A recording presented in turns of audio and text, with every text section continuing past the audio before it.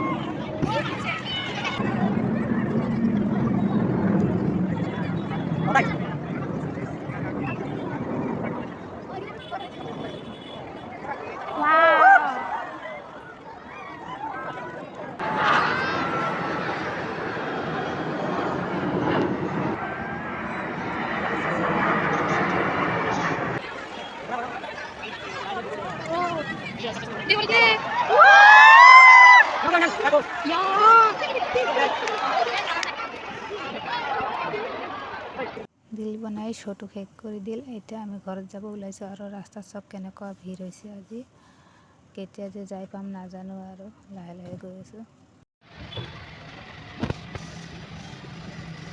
কি খাই আছা? চম্পা খাই আছো। চম্পা কামনো কি খাই আছা তুমি? চম্পা এইটো হৈছে কেম্পা।